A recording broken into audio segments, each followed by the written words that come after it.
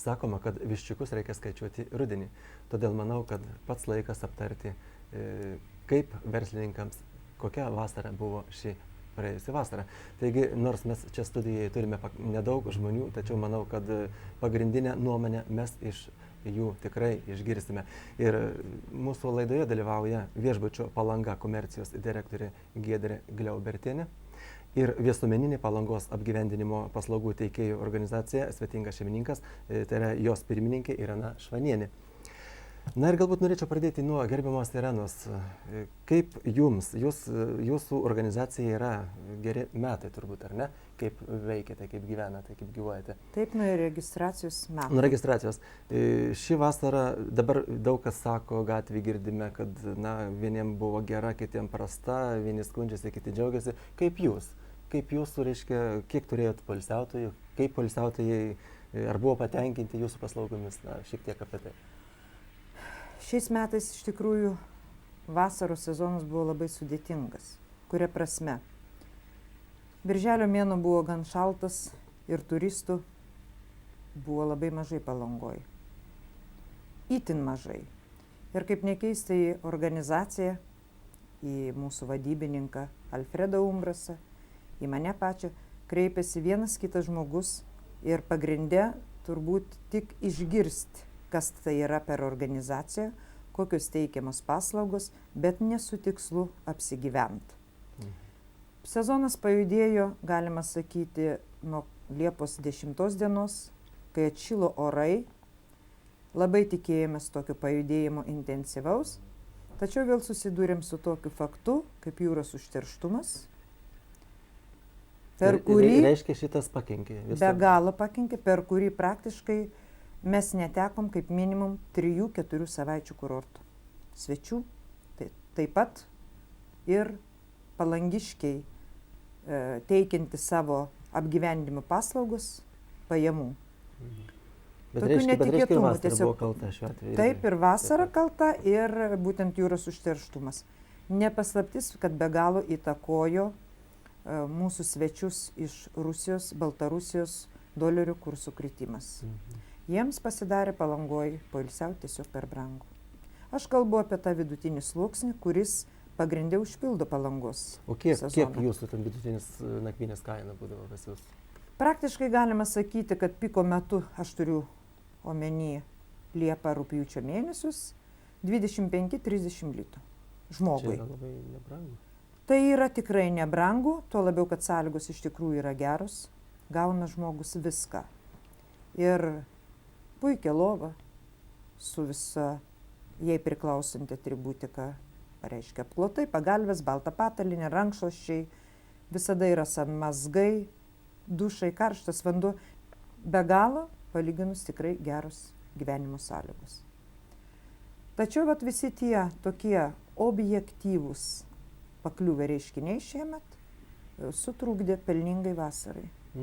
Tai reiškia, iš jūsų tikrai galim įsitikinti ir galim garantuoti, gerbiami žiūrovai, kad pasirodo vasara ir nuo vasaros priklauso ir priklauso nuo to, kaip, sakykime, žiniasklaida pateikė visuomeniai apie Palangą. Šiuo atveju, kaip į Rąžę pateko, į jūrą pateko Rąžė, iš Rąžės, reiškia... Mes nuo tų dviejų faktorių labai priklausome. Reiškia, visi išsigando ir nebevažiavo. Taip, iš tikrųjų taip. Todėl, kad po to, kai pasklido informacija, kad mūsų jūra užteršta, paprastai pasigirzdavo skambučiai ir žmonių klausimas, ar yra vietų šventojai. Ar yra vietų šventojai. Kai kas netgi klausdavo, ar mes turim nuorodų, kur ilsėtis Nidoje. Tačiau į Palangą jau pageidaujančių tikrai nebebuvo. Ir kada yra geras oras, pats darbymetis visiems žmonėms, kurie užsiema apgyvendinimo paslaugom, tai buvo spraga, kurios paskui jau ištaisyti buvo nebeįmanoma. Šitkaip. Na, o kaip viešbučio Palanga, kaip viešbutis Palanga gyveno šią vasarą? Jūs atsidarė tik Liepos mėnesį, tai gal šiek tiek papasakokit, kaip tas atidarimas, koks jisai buvo pirmasis įspūdis, kokie pirmieji poilsiautojai jūsų buvo ir ar apskritai irgi, jeigu taip apibendrinant, ar esat patenkinti šią praėjusią vasarą? Mes iš tiesų atsidarėme pačiame vasaros įkarštyje Liepos 11 dieną ir pirmieji mūsų poilsiautojai buvo iš Rusijos. Ir iš tiesų buvo gana sudėtinga dirbti, iššokti patį karštymetį ir reikėjo daug dirbti ir tai pareikalavo didžiulių pastangų iš mūsų. Vasarą džiaugiamės, esame patenkinti savo darbo rezultatais. Daugiausia susilaukėm svečių iš Maskvos, rusakalbių, sakyčiau, buvo gal apie 70%. Tai man iškart įdomu, kodėl daugiausia. Ir įdomu, kaip gerbiama Irena pasakytų, kaip jūsų, kiek jūsų poilsiautojų buvo, ar daugiau lietuvių, ar kitų, reiškia, kaip pavyzdžiui pas juos. Pas mus atvirkščiai, pas mus 70% buvo lietuvių. Įsivaizduoju. Taip. Gal turbūt yra skirtumas todėl, kad skiriasi paslaugos. Pas mus daugiau važiavo tokie, sakyčiau, turtingesni klientai. Naujieji rusai, kaip sakoma dabar turbūt, ar ne? Buvo įvairių klientų, turėjom ir iš Lietuvos, iš Rusijos, iš Olandijos, iš Skandinavijos šalių keletą. Ir mes teikiame turbūt kitokias paslaugas. Daugiau orientuojamės. Kainos skiriasi žymiai, čia ir kalbos nėra. Kainos žymiai skiriasi ir pas mus pasiteisino labai lauko baseinas, kas mus šią vasarą turbūt ir išgelbėjo nuo užterštos jūros. Šitaip. Reiškia, kodėl aš jūsų klausiu? Na, jūs esat naujas viešbutis, pakankamai gražus, turbūt daugelis palangiškių žino. Reklamos dėl to turbūt mes nepadarysim, nes reikia džiaugtis, kad yra tokių viešbučių Palangoje. Bet tai yra skirtingi dalykai. Čia apgyvendinimo paslaugos tai yra privačiam sektoriui daugiausiai, turbūt, ar ne? Taip. Ir kodėl yra irgi gerai. Ir viešbutis yra labai gerai, ir jūsų, reiškia, organizacija taipogi yra reikalinga Palangai, nes pavyzdžiui, tie žmonės, kurie turbūt stovi pakelėse, jie juk negali suteikti tokių paslaugų kaip jau jūsų organizacijos nariai, ar ne? Ko gero taip, pakelėse stovinčių žmonių tikrai paslaugos yra prastesnės. Tačiau mes susirinkę tarybos nariai rudenį apspręsti sezono rezultatų. Mūsų šiuo metu yra 70 narių jau. Padaugėjo visų 10 narių, tai aš skaitau yra gan ženklų. Tai reiškia, kitais metais galbūt dar daugiau atsiras. Aš tikrai tikiu ne tik kitais metais, todėl kad jau skambučių sulaukiu ir dabar. Žmonės domisi, žmonės nori stoti, kadangi plačiai internetu eina mūsų, yra internetinis puslapis ir randa, jeigu per sezoną apsilankė 25 000 besidominčių žmonių. Pasakykite puslapio pavadinimą. Yra, reiškia, www.palanga.velkomehost vienas žodis, vėl taškas ir lt taškas. Ir randa ir tikrai apsilanko, tai nereiškia, kad jie visi atvyko ten labai mažas procentas žmogus, bet gal atvyks kitais metais, bet domėjusi tikrai daug. O kaip jūs paklausėte dėl pakelių stovinčių žmonių, mes galvojam, kad vis dėlto gal organizacija ryšis apjungti ir tuos žmonės, kuria prasme padėti jiem gauti klientų. Nes į organizaciją kreipiasi žmonės norintys apsigyventi už 10 ir už 15 litų. Tai reiškia, šiuo atveju būtumėt tikrai išgelbėtojai, nes ir savivaldybė daugelį metų suko galva, kaip juos ten iš kelių iškrapštyti. Taip. O jūs ir padėtumėt. Iškrapštyti, nuo kelių krapštyti tikrai, tai nėra mūsų misija. Mes nenukrapšysim, mes neturim nei tam skirtų įgaliavimų, nei ką mes susikūrėm kaip alternatyvą tam dalykui. Bet tikslas tai yra kitom priemonėm. Mes tikrai bandysim patalkinti tiem žmonėm, kurie negali kitokiais metodais gauti poilsiautojų, kaip tik stovėdami ten. Nepaslaptis stovėjo ir mūsų organizacijos narių pakelėse, todėl kad ne visi galėjo gauti, ne visi, arba tuo metu, kai tik tai piko metu, visi turėjo senų klientų ir taip toliau, kas dar iš organizacijos gavo vieną kitą. Bet kaip aš minėjau, pavyzdžiui, birželį arba jau pabaigoje rugpjūčio, tai praktiškai niekas jau tų poilsiautojų neturėjo. Bet kaip pasirodo įdomu, reiškia, yra dvi skirtingos pusės ir tiesiog kontrastai didžiuliai tarp jūsų ir tarp viešbučio Palanga, sakykime. Pas jūs buvo, reiškia, 70% nelietuvių, o pas jūs atvirkščiai. Atvirkščiai lietuvių. Tačiau vis tiek poilsiautojas yra galbūt, vis tiek jis nori panašių paslaugų ar panašių pramogų, kaip ir vienas, tiek ir kitas turbūt, ar ne, ar turtingesnis, neturtingesnis. Jūsų abiejų nuomonė vis tiek, kaip jūs galvojat, ko reikėtų Palangai, kad jinai gyventų ilgiau, ne tik vasarą. Ir apskritai, ko poilsiautojai prašo, galbūt jūs jau tiesiog girdėdavot jų kažkokių tai pagėdavimų? Iš tiesų yra, pas mus sezonas yra labai trumpas. vasaros sezonas tęsiasi 2 mėnesius. Geriausiu atveju tai 3 mėnesiai. Iš tiesų tai yra labai būna trumpas labai retai. laiko tarpas palyginus su kitais Europos kurortais.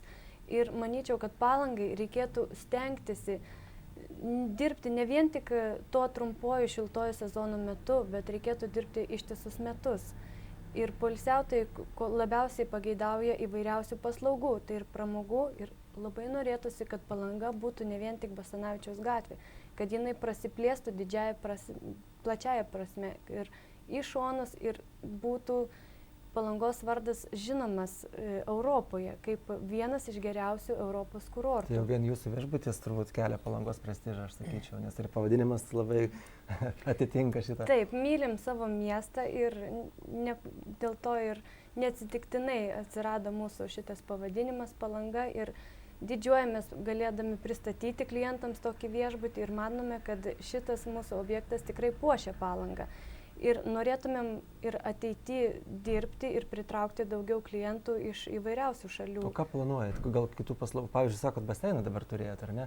Tai aišku, gal šiek tiek ir nelabai atrodytų vasarą baseinas, ar ne, būtų reikalingas, bet pasirodo jis tai buvo reikalingas, reiškia ir ta paslauga reikalinga. Tai gal galvojat kitais metais dar kažką tai? Taip, baseinas iš tiesų labai pasitvirtino, mums čia buvo tokia viena paslauga. Ir su šildomu vandeniu, kas irgi stebino klientus ir gal tai nebuvo taip aktualu šiltuoju sezonu, bet jeigu lyja, pavyzdžiui, lyja. Taip, ir baseinas dabar ir šiuo metu yra veikiantis ir mes turime klientų. Ir visus metus dirbsite? Ne, visų metų nedirbsime, bet buvo vienintelis toks kaip pavyzdys Lino baseinas, kuris ištisus metus veikdavo ir netgi apledėjus krantams žmonės eidavo ir tai buvo tikrai populiaru. Ir šitas baseinas išgelbėjo mus ir šaltom dienom, ir kai buvo nelaimė jūroje. Taip pat klientai pasigenda švarių pliažų su inventoriumi paslaugų. Jie mūsų klausinėdavo, ar jūs kitais metais neplanuojate savo kažkokį turėti pliažo dalelę, kur jūs galėtumėt pateikti paslaugas, gultus nuomoti, kur galėtumėt inventorių nuomoti, rankšluosčius. Žodžiu, jie pasigenda to komforto, to aptarnavimo. Kitais metais planuojame pastatyti pirtį prie lauko baseino ir turbūt veiks jisai ir ilgiau, ne tik iki lapkričio mėnesio ir šaltuoju sezonu. Taip pat siūlysime pirčių kompleksą, jau uždarą ir grožio paslaugas. Tai aš taip susidarau įspūdį, kad ko gero mūsų poilsiautojai, galbūt ir atvykę ir iš Rusijos, pavyzdžiui, jie pripranta, ar kaip čia pasakyti, prie naujų paslaugų ir aišku nebetenkina jų jau tai, ką mes siūlom, ką Palanga siūlo dabar, ar ne? O kaip jūs, gerbiama Irena, kaip pas jūs, ko prašo jūsų klientai, ko pageidauja? Ko gero aš pasikartosiu tai, ką pasakė Giedrė. Žmogus atvažiavęs į Palangą nori ne tik tai jūros, saulės, gero oro, reikia ir pramogų. Jos Palangoje yra gal kiek ir ribotos. Šiais metais nepaslaptis, tokie masiškesni renginiai buvo pučiamųjų orkestro pasirodymas, nakties serenados. Bet visą tai parodė, kad Palangai viso to yra mažai. Žmonės ir dabar paskambina, atvažiuoja pažįstami draugai, kurie dažnai atvyksta savaitgalius praleisti Palangą. Jų nuomonė, rudenį nuo rugsėjo iki pat sezono pradžios praktiškai Palangoje jokių renginių nevyksta. Gal ten Anapilį atvažiuoja kas pakoncertuot, bet tai negelbsti. Aš esu tos nuomonės, kad reikėtų gal įsivesti tokius tradicinius renginius, juos labiau pagarsinti, daugiau reklamos turėtų būti. Iš tikrųjų, porą trejetą metų atgal, kokias puikias nuostabias užgavėnes suorganizavo Palangos mieste. Tai buvo puikios. Šiais metais atvažiavę turistai, jų buvo nemažai iš Latvijos, pasisgedo tikro puikaus joninio renginio, kur aš galvoju, kad tikrai šiemet jisai bus Palangoj, tuo labiau, kad visi dar ir bandė balsuoti laisvę joninėm, toks buvo dalykėlis. Taip, bet iš tikrųjų tas renginys galėjo vykti. Tokių netradicinių renginių trūksta, gal tie tradiciniai yra žinomi, jie gal kiek yra kai kam ir pabodę, tačiau aš esu tos nuomonės, kad reikia kviestis daugiau ir muzikos atlikėjų, ir surengti gal tokių netradicinių paprotinių renginių. Viso to Palangai tikrai trūksta. Mano akim žiūrint, kiek aš girdžiu televizijoje, radijui, Nida šiuo klausimu sprendžia iškilusias problemas žymiai geriau. Šitą. Tai yra mano asmeninė nuomonė. Bet ir be tų renginių, ko gero, reikėtų ir kažkokių kitų paslaugų, pramogų, ta prasme. Pramogų be abejo, vienas Lyno baseinas negelbsti. Labai gaila, kad mirė. Tikrai aš tą žodį panaudoju, Jūratės baseinas. Jisai būtų reikalingas šiuo laikmečiu, nes kada nėra orų, žmonėm nėra kur dingti. Jie nesutelpa vienam baseinė ir tikrai kaip Palangai piko metu trūksta šitokio dalyko. Gal trūksta ir golfo aikštelių, tokių netradicinių dalykų. Biliardui pažaisti, ten palošti. Yra gal viena kita bet tokios mažosios neišpopuliarintos galėtų gal vykti kokie ir biliardo turnyrai. Pliusas yra, kad atsidarė kazino, bet kazino, jūs puikiai žinot, prieinama tik tai turtingam žmogui. Ko gero žiemą nedirbs, man atrodo. Nežinau, ar jie dirbs, kol kas tikrai negaliu pasakyti, bet be kazino galima sugalvoti, yra tam tikrų žaidimų ir kauliukais ir taip toliau, nebūtinai tokie apmokomi azartiniai, bet šalia eilinių kavinių galėtų būti, ar ten po laikinų to stogelių, tokie staliukai, kad paprasti žmonės susėdo ir jie žaidžia, jie užsijama. Reikia ieškoti kažkokių netradicinių dalykų, kurie patrauktų. Kaip Jūs manot, kokia gali būti po 10 ar gal net 20 metų Palangos vizija, tokia Jūsų sferoje, imkim, apgyvendinimo paslaugų sferoje? Kas dar gali keistis? Apgyvendinimo sferoje per 10 metų, kaip aš įsivaizduočiau, daleisim mūsų organizaciją. Pagerės dar kokybė teikiamų paslaugų. Aš manau, kad tai nebebus 70 žmonių, tai bus 10 kartų tiek. Todėl, kad žmogus supranta, kad kuo toliau, tuo į savo paslaugą turi pateikti kokybiškesnę. Patys teikėjai susiduria su kalbos problema, turi pats savininkas irgi tobulėti, nori, nenori. Angliškai teks mokytis. Teks pasimokyti, aišku, gal tu neišmok visą anglų kalbą, bet tą buitinę terminologiją privalės žinoti, nes kiekvieną kartą vertėja nepasisamdys. Įdomu šiuo atveju, kaip Palangos viešbutis. Esat naujas viešbutis, pagal visus atitinkamus turbūt standartus jau atitinkat visus europietiškus galbūt, arba beveik visus, ar ne? Kaip su kalbom, kaip su tais užsieniečiais, kurie atvyksta iš angliškai kalbančių šalių?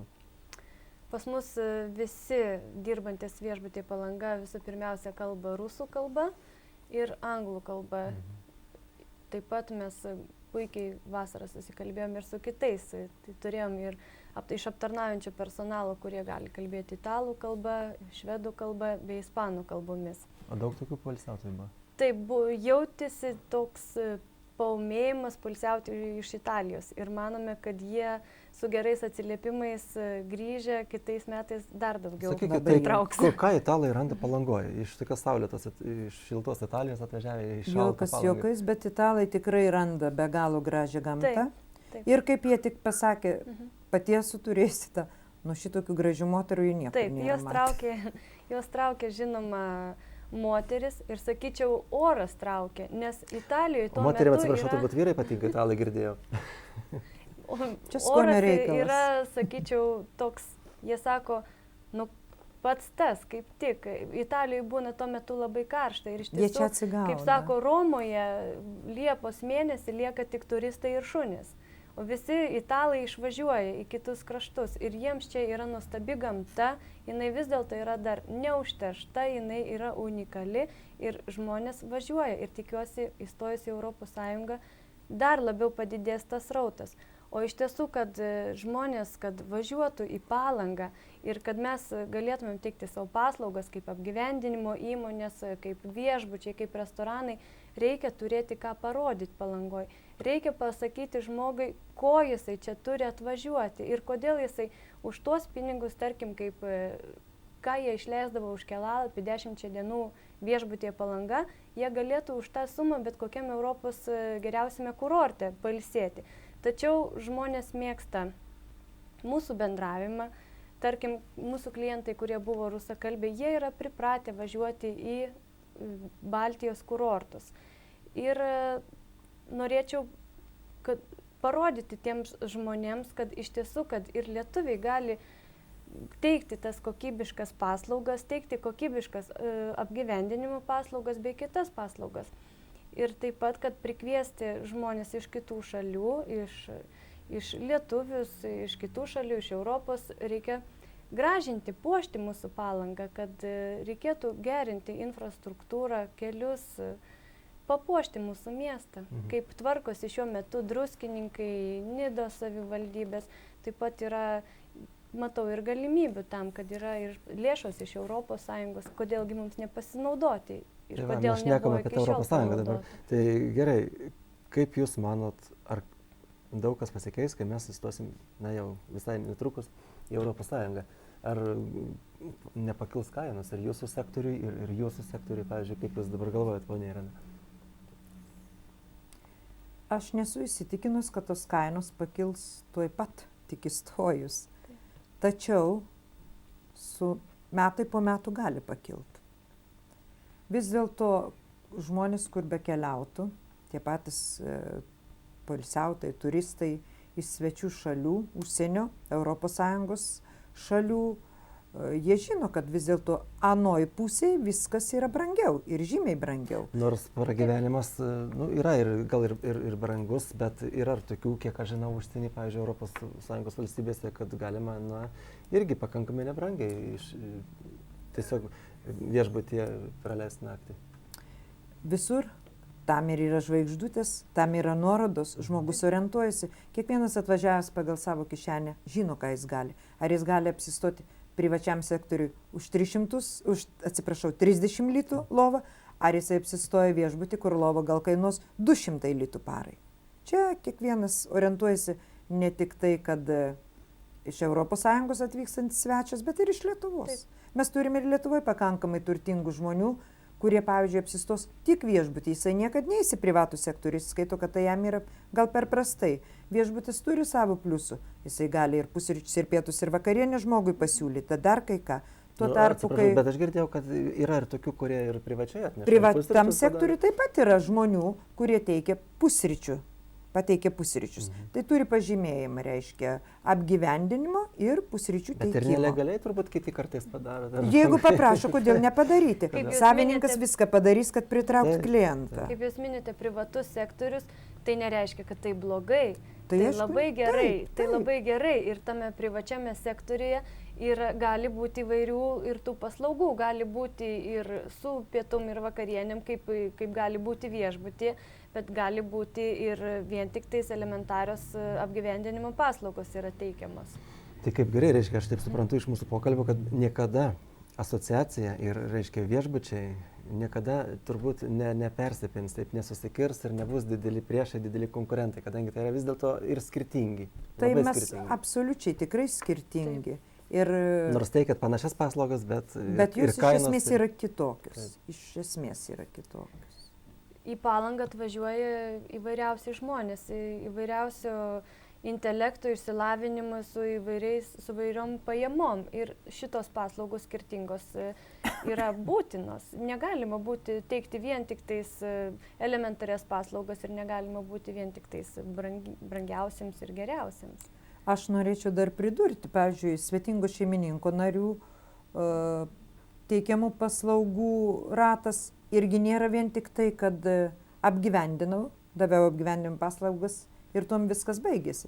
Kai kurie žmonės pasiūlo ir dviračius pasivažinėti, kai kurie mašina aprodo ir miestą, gal ir toliau nuveža ir iki jūrmų. Žmonės pasirengia bet ką padaryti, kad tik taip poilsiautojas būtų patenkintas ir išvažiuotų taip patenkintas, kai jisai kitą metą norėtų vėl grįžti. Taip. Bet turbūt jūsų organizacija, viešbučių nestatys, ko gero. Ne, tikrai po 20 ne. Tikrai metų. Ne. O jūs, aišku, teiksit, kaip suprantu, ir toliau geras, profesionalias paslaugas, atitinkančias visus standartus, taip sakant, ar ne? Na, aš manau, kad ko gero pagrindinę temą mes jau ir išsėmėm. Šiek tiek susidarė įspūdis, aišku, čia reikėtų galbūt ir daugiau žmonių pasikviesti ir kitų institucijų atstovus, kaip mes ir prieš filmavimą šnekėjom.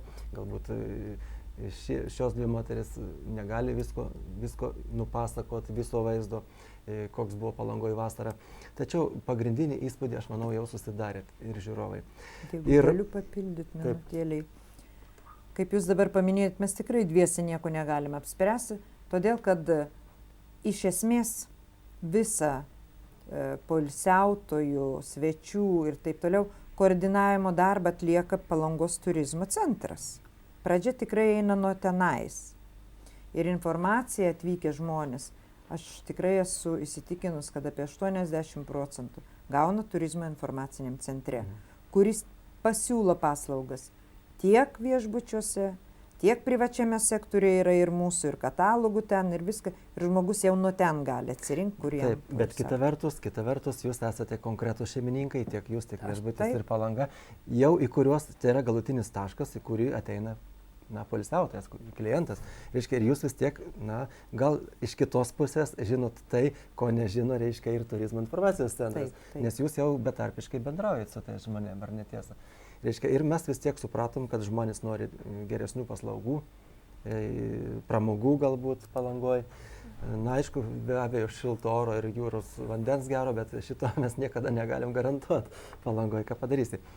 Na ir ką, aš noriu baigiant šią mūsų laidą, noriu paprasčiausiai galbūt iš jūsų abiejų paprašyti paprastų linkėjimų, šiltų linkėjimų palangiškiams ir mūsų visiems žiūrom, kurie žiūri, galbūt žiūri šią laidą ir žiūrės dar kitą kartą ne tik palangišką ir poilsiautojai. Ką jiems pasakytumėt?